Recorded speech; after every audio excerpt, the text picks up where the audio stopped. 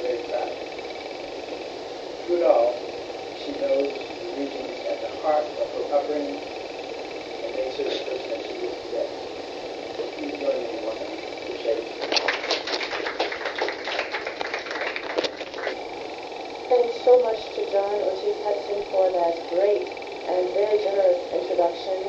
And I also thank the African American and African Studies program on campus for organizing this event, as well as all of the other events that we've had leading up to it. This has just been a phenomenal season, I think, to reflect on what is so genuinely important and engaging about African American history. So it is very much an honor to be a part of such an amazing repertoire that you presented. Thank you so much.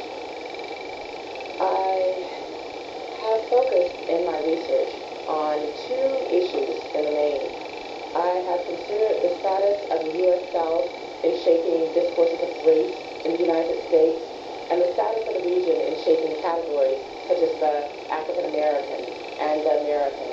And so this is the terrain on which I have worked in analyzing a range of ideas. And so the book is merely a reflection, we might say, of this more general and encompassing intellectual itinerary that I've been pursuing since my days of graduate school. To think about what inspired this project, what put me on the path to it originally, I can say a lot of things, I can go a lot of places, but if I have to say if I had to identify the context that I think motivated the most intensive reflection on the kinds of ideas that I engage in this book, then I'll have to say that my college days were pivotal in shaping my point of view. When I first arrived at Spelman College in Atlanta, Georgia in 1989, Spelman is a historically black and women's college, I was really amazed by the extent to which geography made such a difference, such an impact on the undergraduate population.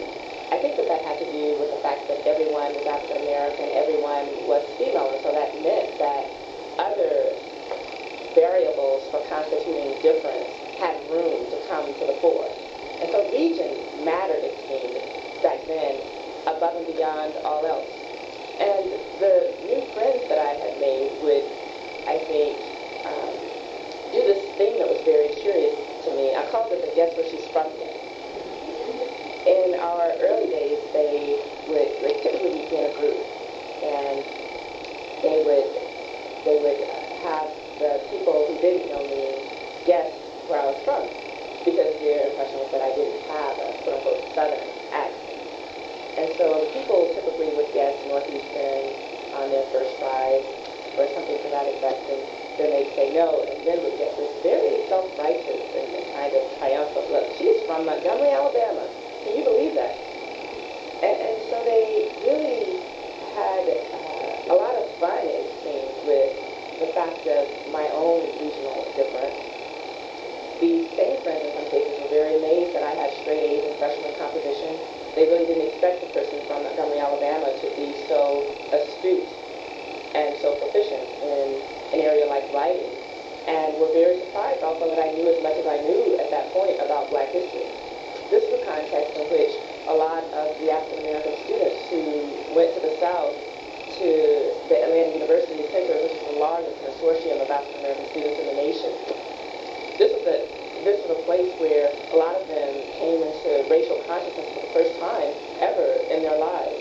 And so the t-shirt vendors sold these t-shirts like "Respect and Protect the Black Woman," or "It's a Black Thing You Wouldn't Understand." And so wearing these t-shirts, at least for a lot of people there, became an important banner of blackness, so to speak. Whereas in my own upbringing, coming from a place like Montgomery, Alabama, I've been, I think, very seasoned in dialogues about African American history, even from my elementary school days. So they were just really surprised that I knew as much as I knew about African American history.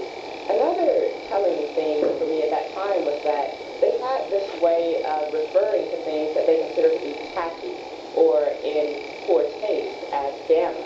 The expression was, "That's so Bama." And I was really struck, very amazed that people would even use what I would without even thinking about it, without examining the deeper implications of a statement like that.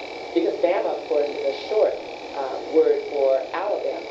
But they very much made everything that they considered to be tacky or out of style or distasteful synonymous with this statement. That's so Bama. And then I was struck above and beyond all else that the college culture was so shaped by the urban, notwithstanding the location of the school in the South. You know, you have a college in Atlanta, Georgia, which is kind of the urban South, of course, but it was so inordinately shaped by places like D.C. In fact, the D.C. Metro Club was the largest club at the time, and they really, I think, fed the interest in house music, which is played at all the parties. And so all of the diverse aspects of who we were kind of subsumed once we got there by this urban culture that seemed to be so hegemonic. And there was very little space for any other kind of expression. And so in a place like that, I really think that I became very attuned, for instance, to how the urban can play an inordinate role in shaping African American identity. I became more aware of the kinds of stereotypes that are oftentimes harbored about black Southerners. I became aware of how the urban even is inordinate, in particular in shaping black popular culture, and that other geographical centers are not necessarily seen to be as relevant or as valid when it comes to the realm of black popular culture. And so during that time, I think that I found my bearings pretty much through, say, the girls from New Orleans who'd also gone to Catholic schools and who had been debutantes, as I had been. But in a campus culture where black nationalism was so influential on the one hand and feminism was so influential on the other, there was a clear devaluation of being Southern. I think a friend even captured the kinds of stereotypes that people oftentimes have about Southerners my senior year when she went off to performance with a campus choir and came back and remarked that on her trip to rural North Carolina, she passed by these kids standing on a street corner on a Saturday afternoon, and she said, "Well, I imagine that's how you grew up, Riché." Oh, okay. But, you know, never having been to my home, never having had any kind of exposure to me as a person, that this idea of my having had a background that was quintessentially rural was etched in her imagination, which goes, again, too, I think, with how often the South is imagined as a fundamentally rural place. And so some of the early foundations were established during my undergraduate years, and then as I continued in my education to my graduate study at Duke, I think I formed other impressions that were equally profound. In the case, for instance, of popular culture, Spike Lee struck me as someone, as an artist, who was very invested in an urban notion of blackness. You had a film by him, such as School Days, that stated this scene in the Kentucky Fried Chicken parking lot, where this guy who's a kind of urban nationalist confronts one of the quote-unquote local yokels and ultimately tells him that he's not black. And so while the quote-unquote local yokel gets to drop some quote wisdom, it's the urban man who ultimately comes away with the cultural authority in this scene. And even in a later film like Get on the Bus by Spike Lee, whose politics were very evident, in Get on the Bus, for instance, which is based on the Million Man March of 1995, you have a scene where the one black Southern man, the only man who doesn't board the bus in L.A. where the trip begins, is kicked off, literally kicked off the bus, along with all his things, because he somehow does not represent the model of black masculinity that is affirmed and valued in the context of a bus. So I really, I think, even through popular culture examples like that, began to get more and more of a sense that the difference that the regions made. In terms of thinking about the more general conditions for the project, I began it during my graduate years at Duke University. Duke University is a department that at the time was very well known in the nation as a place of innovation, subversion, for better and for worse. And it was a place where I think I had room for innovation, to be somewhat experimental in my work, to raise the kinds of questions in my research that were important and genuinely interesting to me.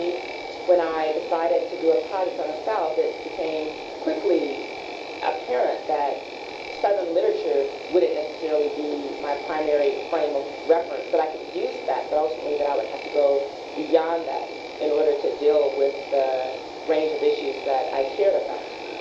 Cultural studies is a field that really shaped the project from its origins, I think, and so my methodology at the time was to draw on Southern literature and Southern history, but to look at a very diverse archive of texts, some texts in literature, but then also others in culture that were extra literary.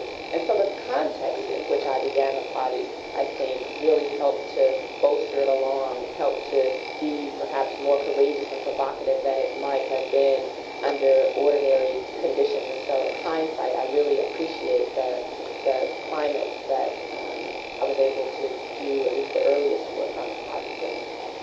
Now, when we think of Black Southern masculinity, what comes to mind a lot of times are the more conventional models of Black masculinity in the South. We think of traditionalism.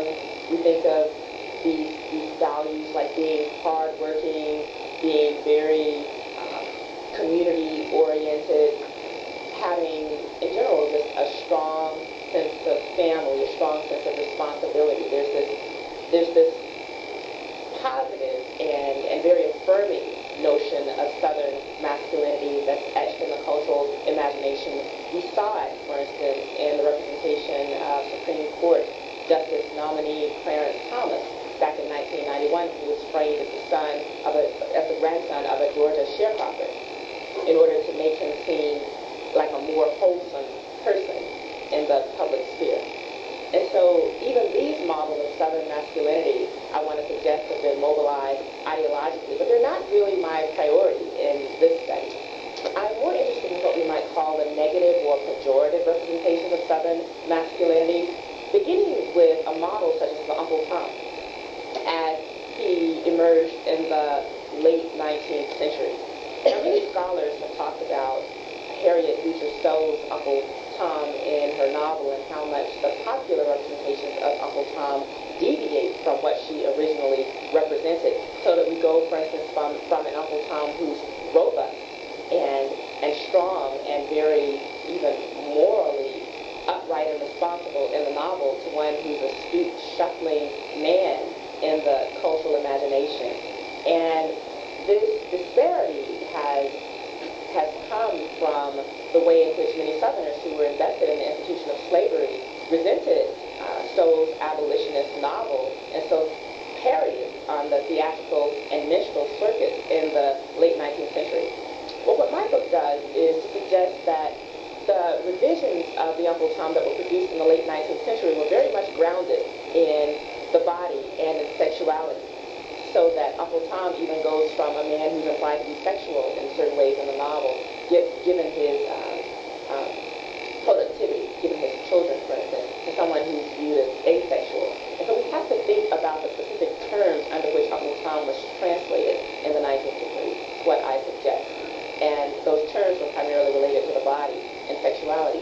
And similarly, you had a model emerge in the late 19th century of Black masculinity that was also very rooted in ideology, an example of Black rapist, which was primarily a myth of Black masculinity that emerged in the late 19th century after emancipation, and was designed to portray Black men as people who were rapists, who were predatory, who were criminal and violent. And it was very much a model that was used as a rationale for lynching. This idea that somehow Black men were predatory and prone to violence. And again, it's a kind of model that is, again, very much rooted in the body and sexuality. And so I think that it's significant that we have those confluences that emerged in the late 19th century, and then also just this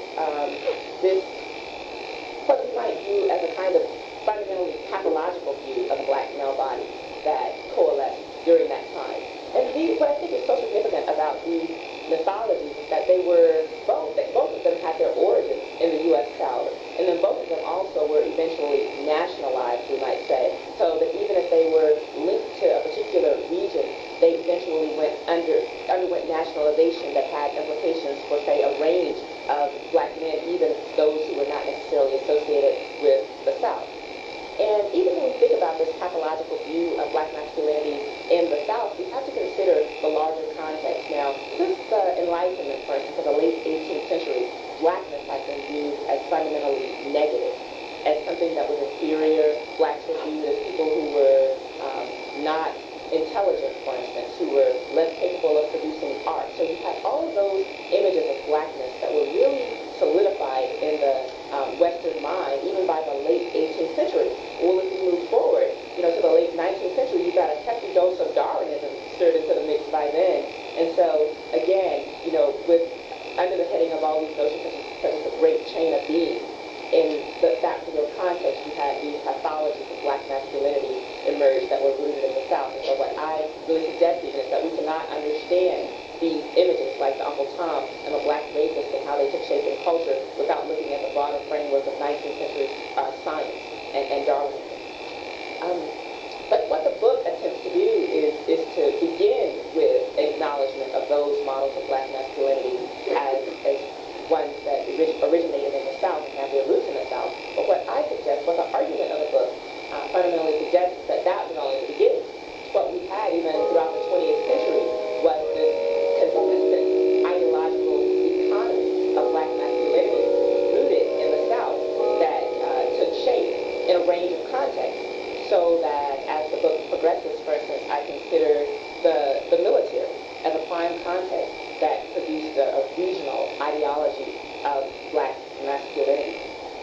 I do this in the chapter on that's basically on Charles Fuller's Soldier's Play, but that begins with a discussion of a document known as Disposal of the Colored Drafted Men that was produced in 1918 by an officer in the military named E.B. Anderson.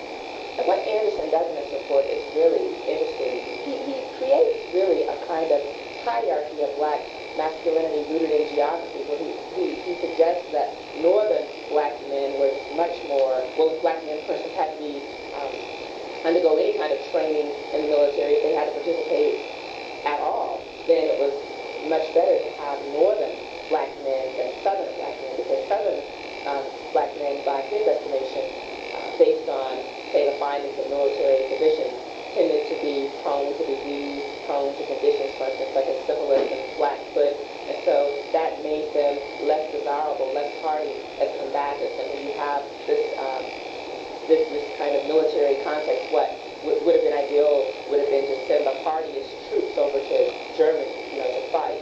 And so the impression that this report gives is that black men in the South didn't really have what it took to be sent into military combat. And so I use this historical document as evidence, really, of a kind of economy of ideology that was evident on the South and Southern black masculinity in the early 20th century. And what's even more fascinating about this report is that Anderson goes so far as to suggest that what would be ideal for these soldiers who are not fit, they can be drafted, but they're not fit for combat training. So his suggestion was to consign them to labor battalions, which would in turn free white troops up for the training that would be necessary for combat. But having the Southern men in labor battalions would take care of a lot of the work that needed to be done, give them time to get treated for their diseases and that sort of thing.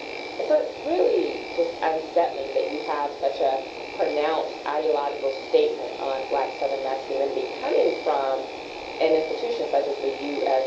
military and having such profound implications for all of these men in the South. And one thing that I suggest here, or that I think is important about this particular report, is that it shows how even black men in the South suffered as a result of the labor practices that were established in the military. And I frame those practices established in the military as a basis, really, even for something like the contemporary prison-industrial complex.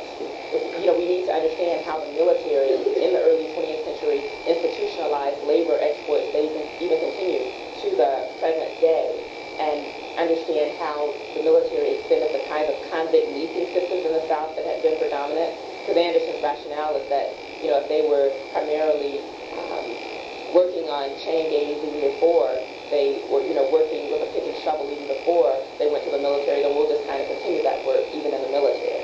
And so it's very telling that we had these kinds of pronouncements emerge from the U.S. military. And so I use all of that as a basis to look at Charles Fuller's Soldier's Play and the way in which he, at one point, Fuller as an author at one point, critiques the stereotypes about black Southerners by showing as a villain Sergeant Vernon Waters, who's kind of had this vendetta against a black Southern guy named C.J. Memphis because he sees him as country, he sees him as backward, he doesn't see him as someone who fits within a modern notion of blackness. Fuller critiques this on the one hand, but then on the other, I think does something that undercuts his larger critical agenda, where he casts this urban northern guy, Captain Richard Davenport, as a lawyer in the play who comes in and solves the murder mystery ultimately of Sergeant Vernon Waters, who's generally despised by his men, even as he despises a character like CJ. But Waters himself harbored very strong regional prejudices and took pride in the fact that he was a northerner. So Fuller, I think, very expertly treats regional politics in his play, but then ultimately compromises his message by essentially validating an urban-centered model of black masculinity. The section on military history extends the historical foundations of the book that are also very much established in the first chapter, where I deal with the concept of Reconstruction, and particularly look at the film Birth of a Nation by D.W. Griffith that came out in 1915, the film based on Thomas Dixon's 1905 novel The Klansman. What I'm interested in doing there is in illustrating how a Southern author, an Alabama author even, William Bradford Huey, attempts to revise these prior texts through his 1957 novel, The Klansman, which is also the basis of a 1974 film by that same name starring O.J. Simpson that came out. It's just so amazing to me that the O.J. Simpson case was frequently referred to as the trial of the century, and you have all of these different texts related to Simpson at the time, from Uncle Tom's Cabin to Native Son, but no one really looked at this film in which he very coincidentally starred in 1974, in which he does portray someone who witnesses the traumatic lynching of a friend and then goes on a murdering spree, killing Klan members one by one, and he's cast as a kind of blaxploitation hero with a Southern twist in this film. And so what I'm interested in doing is in looking at this historical spectrum of text to kind of show how the Klansman engages the stereotype of a black rapist and attempts to critique and revise it, and then also look at the implications of the film for the more contemporary public discourse on O.J. Simpson. And so those are some of the historical foundations that are really important to me as I begin the book, and then I proceed even to more specific and nuanced arguments. For instance, in chapter 3, I go with the rural. The rural is frequently romanticized in the African-American context. People oftentimes think of the rural, for instance, as the site of African-American historicity, the site of African-American family, the site of African-American authenticity. But few people tend to talk about the ways in which the rural, at least in the African-American context, is oftentimes viewed very pejoratively, and even viewed as a source of shame or embarrassment. So this is really my priority in the third chapter of the book, where I'm looking at the stereotypes that exist of the rural. If the South more generally is sometimes very much represented through stereotypes, then I argue that these stereotypes intensify when it comes to contexts such as the rural. And in this particular section, I look at the Tuskegee syphilis study as a kind of example of how those pathologies of black masculinity that were established in the late 19th century and that were rooted in the body and that were extended even in the military in the early 20th century, were pronounced even as the century continued in relation to black male bodies in the South, through the example of the Tuskegee syphilis experiment, where you had a horrendous and unconscionable kind of experiment with black male bodies in the South. And it's important in this chapter for me to acknowledge that this happened, this egregious tragedy happened, not only because of who these men were, but because of where they were. You know, that they were in the rural South made all the difference. And so the fact of the experiment very much shows this kind of pathological view of the black Southern male body and sexuality, and shows how medicine and science were instrumental even in propagating that image of the black male body in the South. And so that's really a basis and context for me to look at Ralph Ellison's novel Invisible Man, and to show how Ralph Ellison, as an author, even treated stereotypes and hierarchies of the black male body in his epic novel Invisible Man. Moving on, in the fourth chapter of the book, the history really takes on biographical frontiers by revisiting the life of Malcolm X. There has been an interest in Malcolm X in recent years, or an intensified interest in Malcolm X in recent years in the wake of Spike Lee's 1992 film, and also Bruce Perry's 1991 biography of Malcolm X.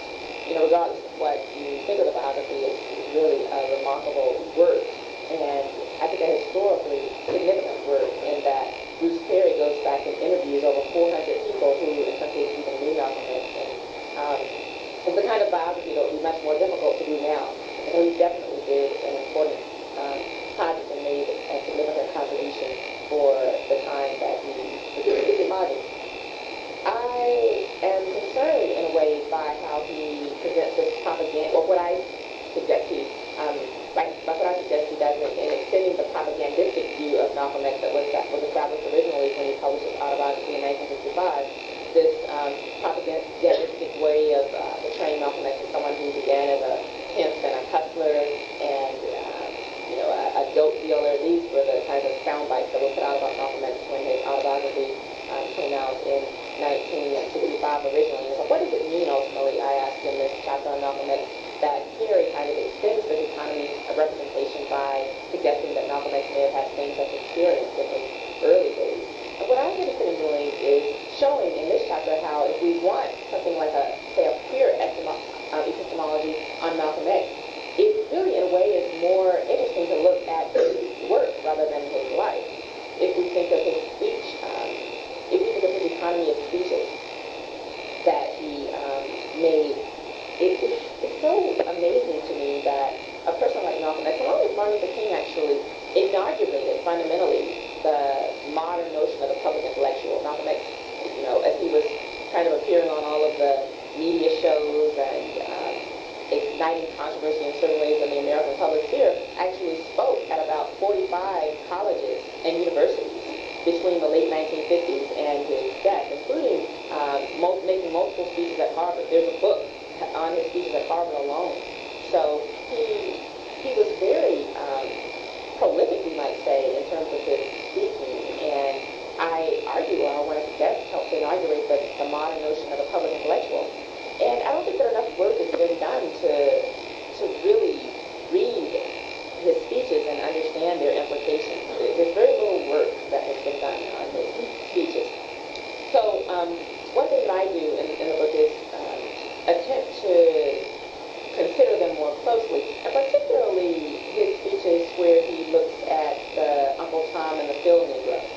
There's this recurrent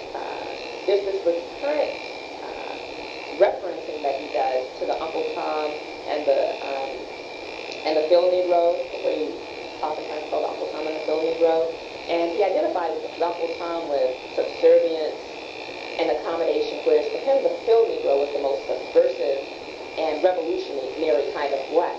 And so the Field Negro was synonymous with even the so-called black underclass, where he identifies Uncle Tom with the black middle class. So you have all of these recurrent references to the Uncle Tom and the Field Negro in Malcolm X's speeches. But what's really fascinating to me as well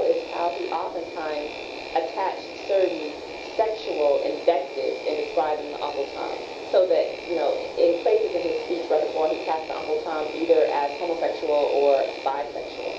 And so to see this kind of obsession almost with sexuality in Malcolm X's speeches is interesting. And the sexual references were particularly designed to emasculate the civil rights establishment, including Dr. Martin Luther King Jr., so that you get this very binary kind of referencing of the Uncle Tom and the Phil Negro. And it's designed really to set up a kind of hierarchy of black masculinity that again presents the civil rights establishment based in the South as subordinate, and the urban kind of masculinity that Malcolm X represents himself as superior. So it's just ironic to me how the black liberation movement, even as progressive as it was, established this hierarchy of blackness and masculinity in the process of doing the revolutionary work that it did. And so Malcolm X, I think, gives us a quintessential example of that problem. But in my work, I also look at even how the problem is evident in Black Panther discourse. Now, when a lot of people think of the Black Panther Party, they tend to think of Oakland, California. It is very little known that the Black Panther Party got its origin in Lowndes County, Alabama, under the auspices of an organization called the Lowndes County Freedom Organization, begun in 1966 to encourage black voter registration and to, in general, inspire the creation of a more equitable black society in the rural South where people were inordinately poor. And so you have black rural Southerners organized primarily under the heading of SNCC, the Student Nonviolent Coordinating Committee, and agitating for liberation in the South. And so they had all these different slogans like one man, one vote, and the symbol was the Black Panther. It was an organization that believed in self-defense, and so it departed from the philosophy of the mainline civil rights movement and really helped to inaugurate the black power sensibility of the late 1960s that was predominant in the rhetoric of people like Stokely Carmichael.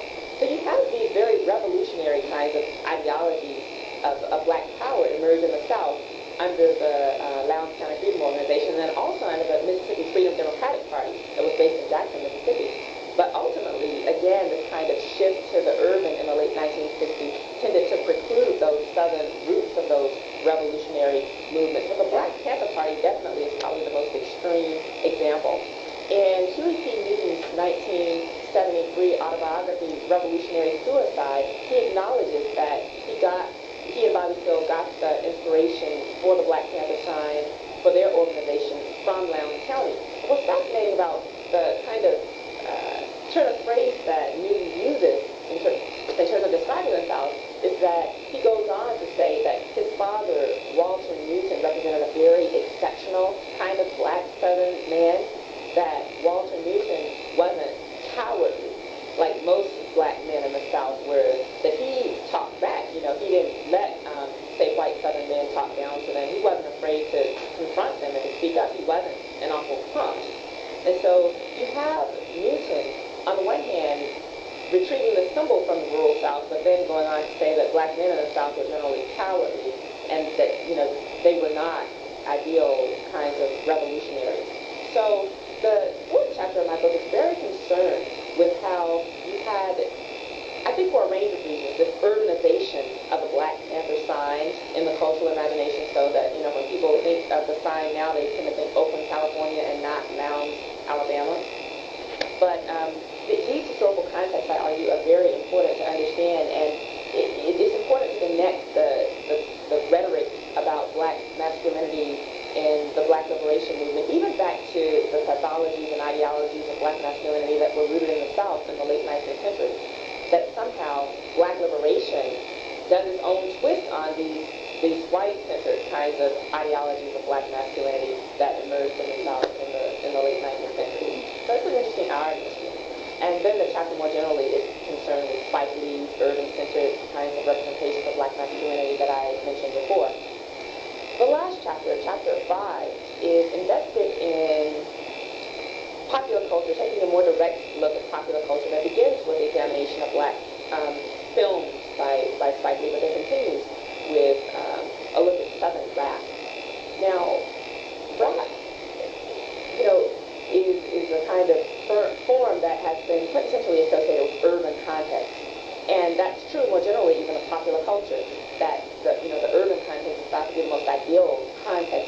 production of popular culture.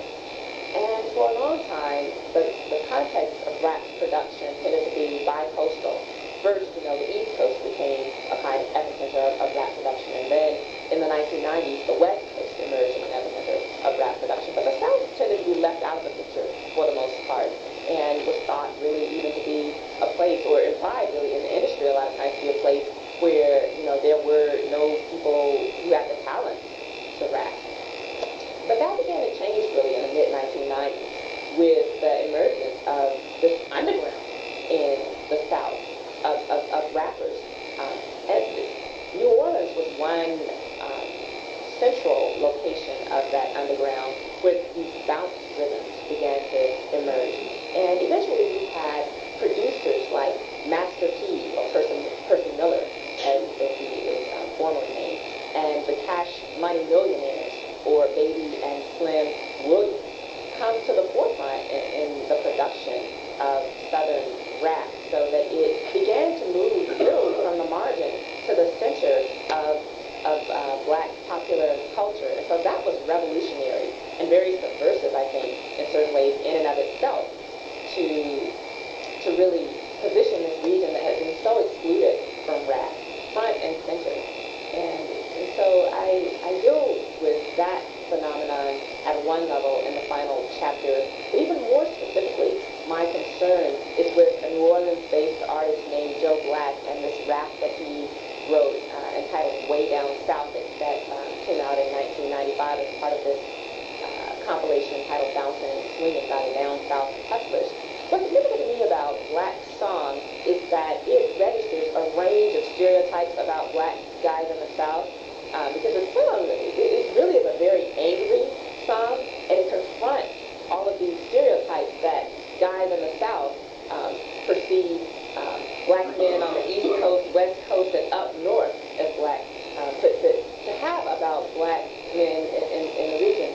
And so Black charges that guys from the other region, imagine that black guys in the South chew tobacco and wear straw hats and ride on cows, that they're kind of like, the people in the Beverly Hillbillies or on Green Acres. And so Black imagines all these different stereotypes that people, particularly other black men outside the region, have about black men in the South, and confronts them, basically arguing that, we have our gangster cultures down here too, we tempos here too, and that sort of thing. And so it doesn't, ultimately, it doesn't do a lot to reverse the misogyny that has been generally associated with rap. But I do think that it acknowledges, again, the ways in which the South has oftentimes been associated with stereotypes in the African-American context. And so it's very significant overall for my purposes. Now, in terms of just overviewing the general implications of the study and what I want to suggest about it more generally, I will say that if it aims to do one thing, it attempts to critique the prioritization of the urban as a lens for analysis in black studies. I'm concerned about what we leave out, what we exclude when we use frameworks so reductively, like the inner city, and what it would mean about, and I'm concerned about what it would mean to diversify how we think about, say, black men even as a category. So that's really one thing, to unsettle the urban bias in black studies that I'm really invested in doing in this project. The second thing, I think, by juxtaposing, for instance, the Uncle Tom and the gangsta in the title, is to show that in reality, there's very little distance between the two images.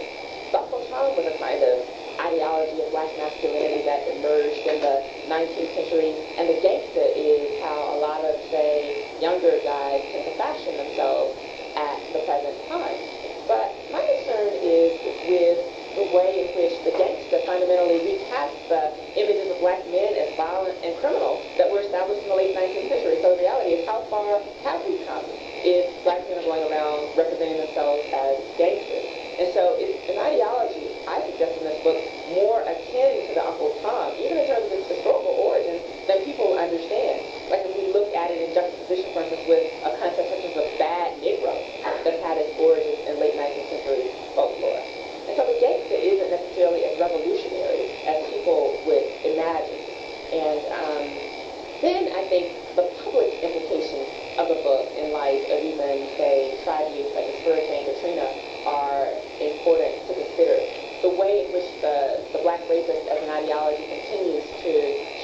even public impressions and public dialogue is important to me. What does it mean that those three guys in Aruba, when Natalie Holloway disappeared, originally said that three black men there were the ones who abducted her?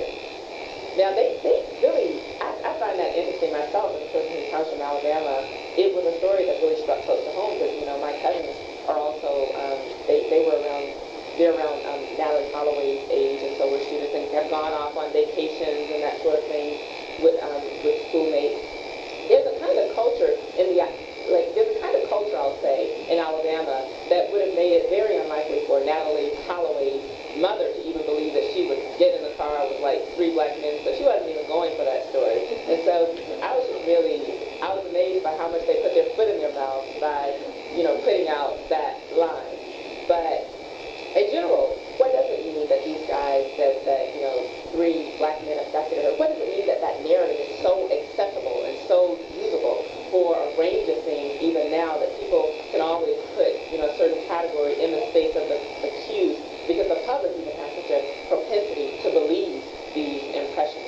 And so another thing that I'm really interested in doing is kind of demystifying this stereotype and unsettling it in certain ways. The book also attempts to encourage a more, I would say, a more inclusive kind of approach to Southern literature, where we're not just looking at authors as Southern authors when they are born in the South, but we recognize the significance of authors who, write about the South, though they may not actually have been born there originally. And so one of the aims is to, I think, foster a more inclusive Southern literature, and then more broadly Southern studies. And it's definitely a part of a kind of paradigm that many of us have been talking about in Southern studies, as a new Southern study that is increasingly divesting itself of this conventional view of the South as a region that is just contained in the U.S. We're looking at the South even in terms of its global connections. And so the series in which the book appears, there's a flyer that you can pick up over there that kind of gives a more general view of its philosophy. But it's very invested in a lot of more subtle ones of Black masculinity. How does your woman study? Okay. Thank you so much. I really appreciate the question. I think that it has definitely been helpful, even in certain ways, to be on the outside looking in. I think I've witnessed so many things by virtue of being a woman that I think have shaped my impressions of Black masculinity over the years, even from childhood, I would say. My grandfather was a contractor, worked in construction, and so there was a whole culture of men that would come to our house, like when I was growing up, to borrow tools, or they'd be around talking and that sort of thing. And so I was a child, this idea that children should be seen and not heard, and so it could kind of disappear, but get a sense of masculine culture. I think it was true even in my neighborhood. And just I've had, I think, a very unique opportunity in certain ways to view all of these different groups, and so that's shaped, I think, a profound impression of gender in certain ways. And then when we get more specifically to the issues that are at stake in the book, and the way in which Black masculinity is sometimes pathologized or stereotyped, I think I've been able to register certain moments, again, by virtue of being an outsider. There's an episode, for instance, in the conclusion that I refer to, that I witnessed in Baltimore when I was catching the bus a couple years ago, where this woman, she was an older white woman, was sitting on a planter, one of those containers that lines the street, and had a cane and dropped it. There were three black men standing along the street as well, and actually all of them were closer to her than I was. But there was a very tense moment when the one of them that you would have expected to go and pick up the cane, because cars are going up and down the street, but the one that you would have expected to go pick it up didn't do it. And they very much seemed to be on the spot. And ultimately, I was the one who went over and picked up the cane. And I think that had to do with the fact that because I was a woman, I was the least threatening of the bunch. You were not going to have a black man in broad daylight in downtown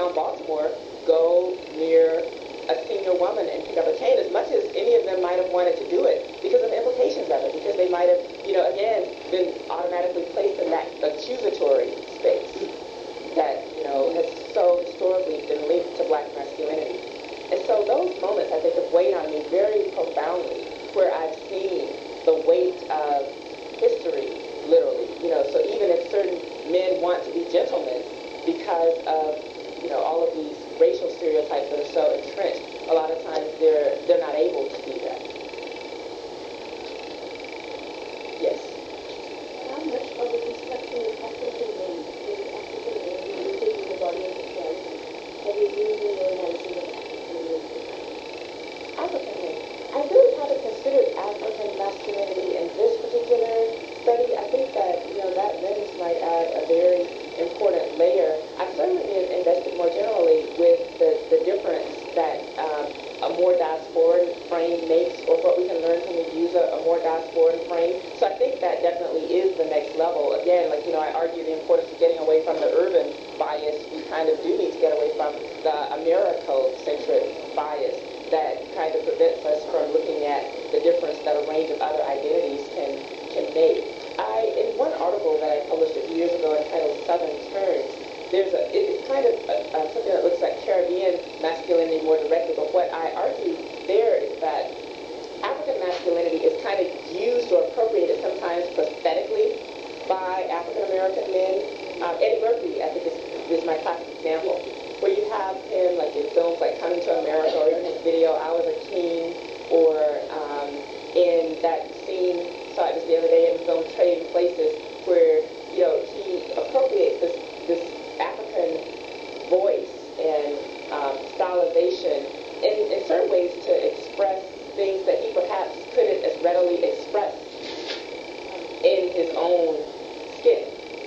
And so to me, that's very interesting, this kind of appropriation prosthetically of Africanness to authenticate the African American body, in ways that the world, for instance, is oftentimes used as a means of authentication.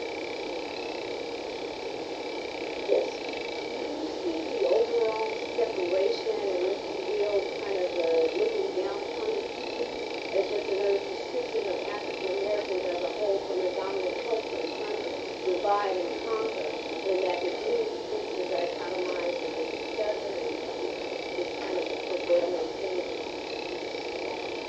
Oh, absolutely, absolutely. And that, I think, is ultimately the point that the book, has to concede, that these stereotypes that sometimes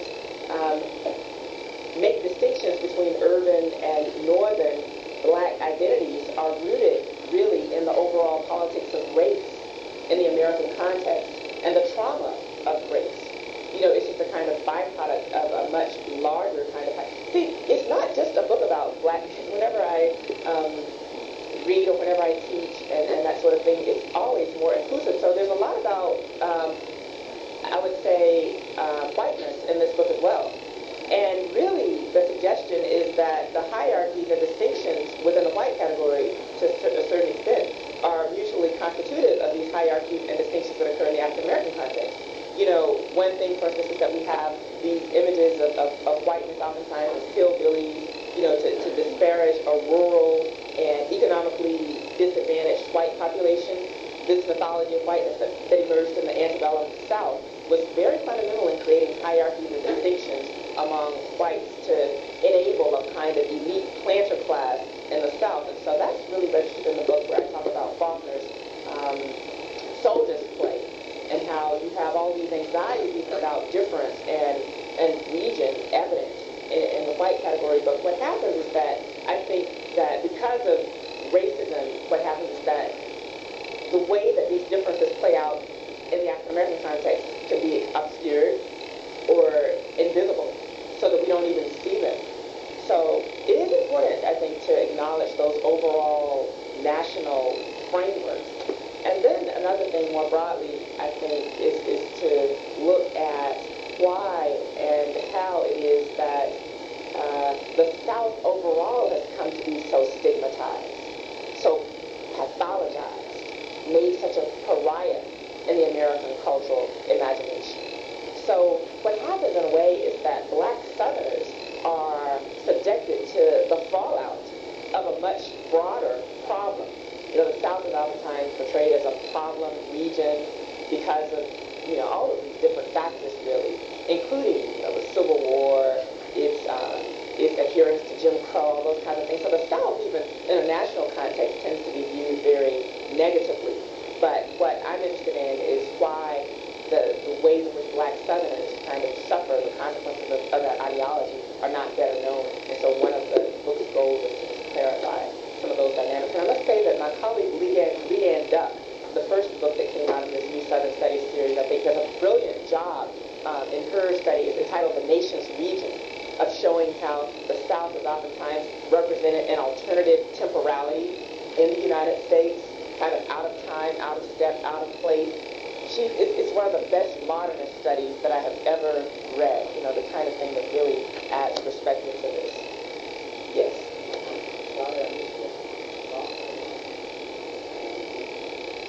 Oh, thank you for coming. Oh, okay, well, I think they're selling them for $20 and they have a few copies over there. The UC Davis Bookstore, yeah. Thanks to them for coming out and supporting the talk today. They do such wonderful work around campus. Yeah, I wanted to kind of piggyback on what she said over there.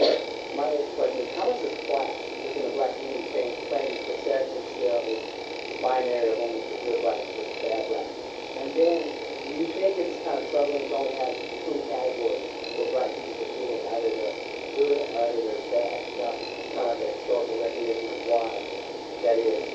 There's only two categories. Well, I think, history is key, but we have to put this in historical context. And I think that definitely class has definitely played a very important role in creating hierarchies and distinctions in the African American context. We've seen this concretely in what's oftentimes referred to as the Black Uplift movement that began to develop in the late 19th century, from the last decade of the 19th century really on into the early 20th century, where as many blacks moved to the urban north and became professionals, they wanted to distance themselves from behaviors that they thought were embarrassing. And we have to remember that at least up until the Great Migration of the 1920s, although there were several waves even before, the vast majority of blacks lived in the South. At least 80% lived in the South. And so what was bad in the black category was oftentimes viewed as being Southern, at least in the earliest manifestations of the migration. And so there's a woman, for instance, named Victoria Walcott, who I draw on in the second chapter.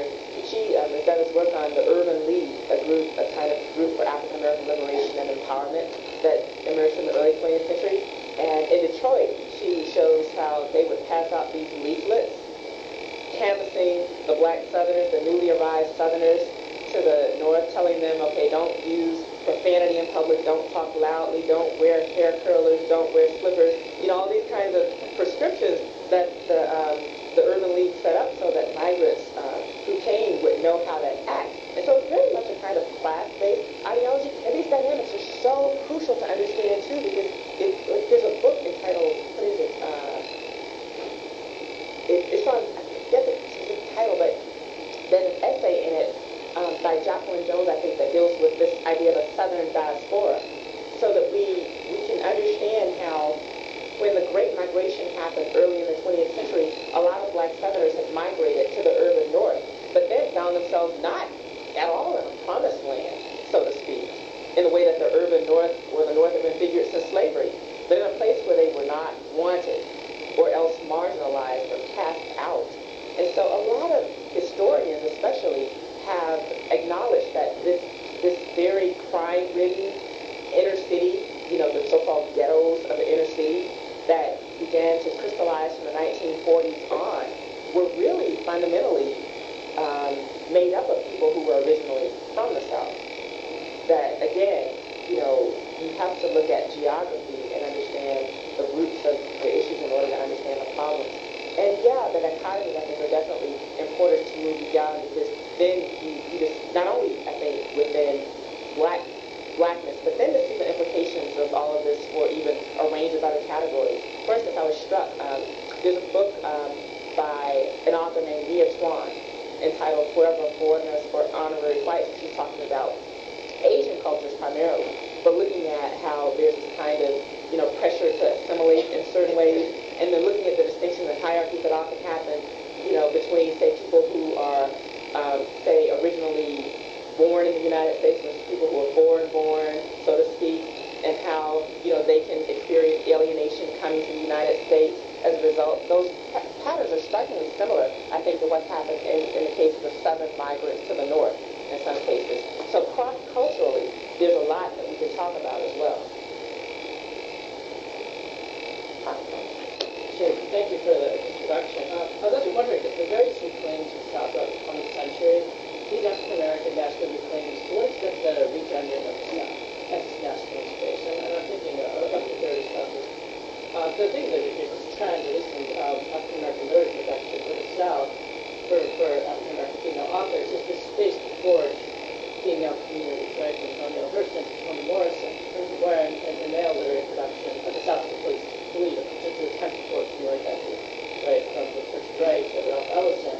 It seems like these reclaimings of the South, especially recently, is this type of regendering of the South also. I think that's really a fascinating point. So yeah, you've had authors, for instance, like Alice Walker in Search of Our Mother's Garden, propagate a very feminine notion of the South. It's very consonant with how geographies themselves are oftentimes feminized, as we learn, for instance, in post-colonial thought. So and the South, I think, definitionally has been seen as a feminine region.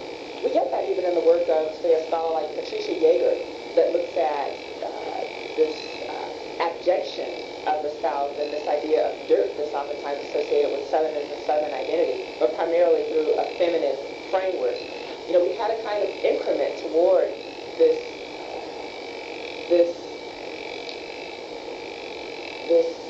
gendered representation of the South, I would say, in the example of the group Arrested Development.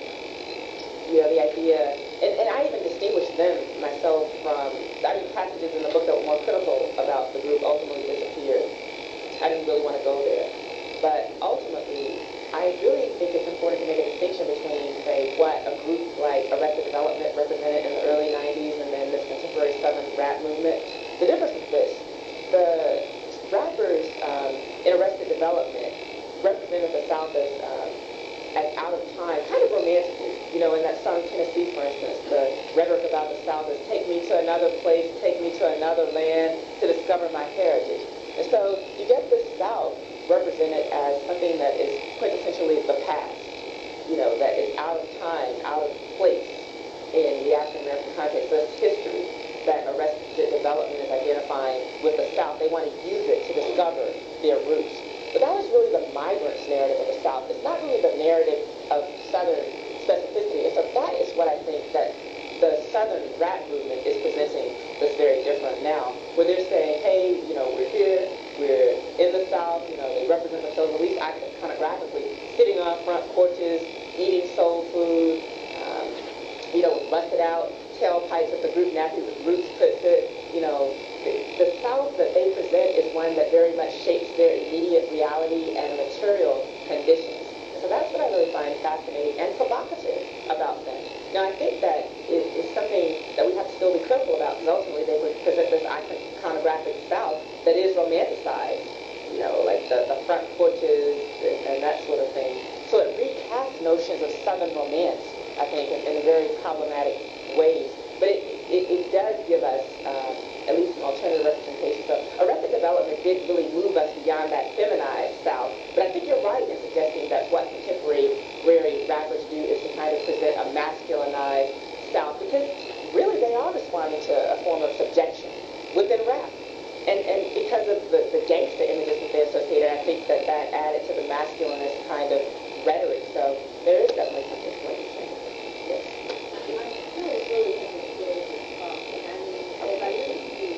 I really have been taking action very often. I really feel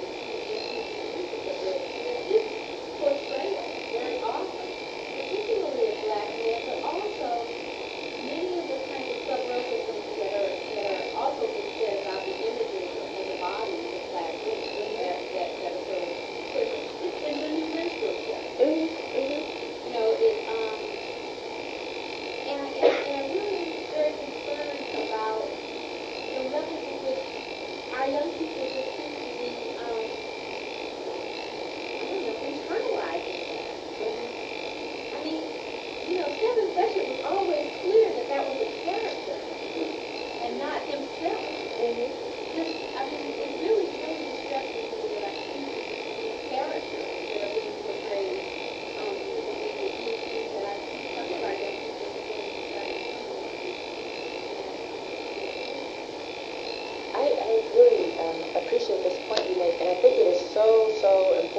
so profound and right.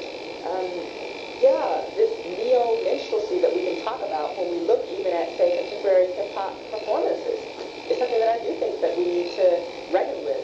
In my book, I address it by looking again at the continuities in the Uncle Tom and the gangster, and suggest that when you have an image that is commodified for a public, even if that's a rapper gyrating on a stage, it is consonant, really, with the images of Uncle Tom that we had emerge in the 19th century.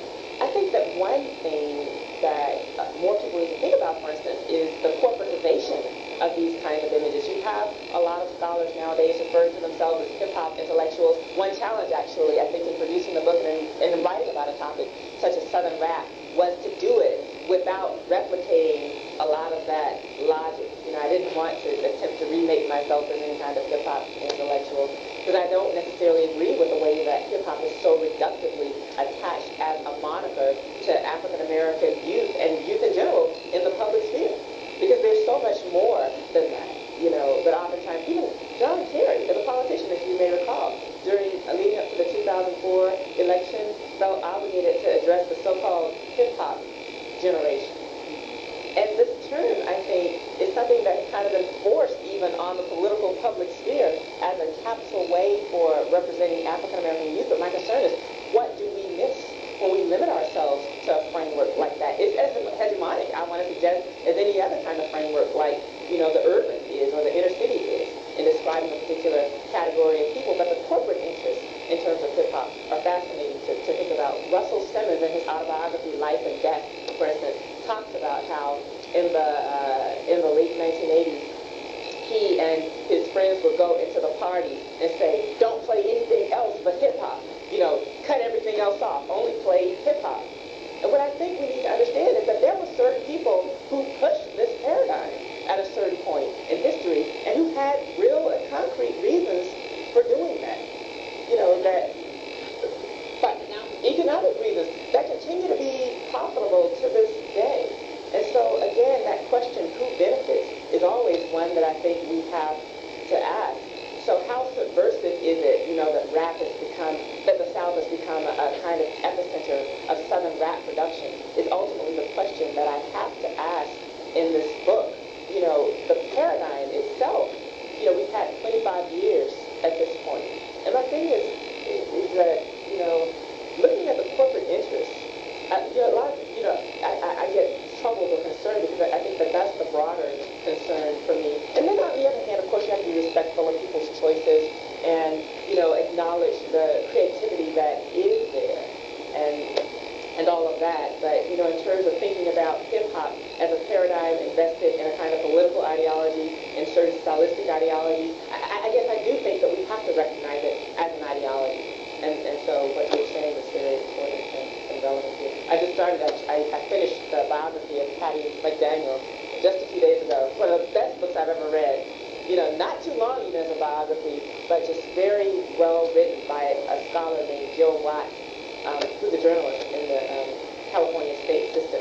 It's just beautifully written, and I think deals a lot with the kinds of questions that you point to about how even as African Americans portrayed stereotypical roles, people like Stephen Fetchit, Harriet McDaniel, they did so with this dignity that seems to be lacking in a lot of what